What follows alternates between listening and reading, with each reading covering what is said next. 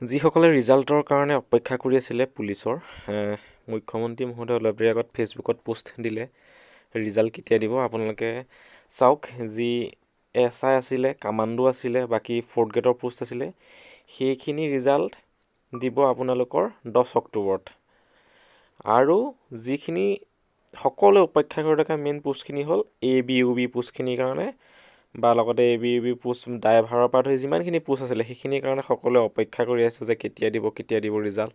যিহেতু কৈছে কিবা হাইকোৰ্ট লাগি আছে বুলি। এয়া চাওক, তেওঁ লিখিয়ে দিছে যি 5614টা পোষ্ট আছিল, তাৰে 3945টা কনষ্টেবল ABUB পোষ্ট আছিলে।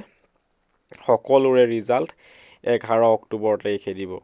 গতিকে খুব ভাল খবৰ, সকলোলৈকে শ্বেয়াৰ কৰি দিয়ক, যিহেতু সকলোৱে অপেক্ষা কৰি আছে কেতিয়া ৰিজাল্ট দিব। 10 তাৰিখে দিব SI, কামাণ্ডো সেইখিনি, আৰু বাকী ABUB দিব 11 তাৰিখে। বহুত বেছি ভাল খবৰ, সকলোলৈকে শুভকামনা জনালোঁ।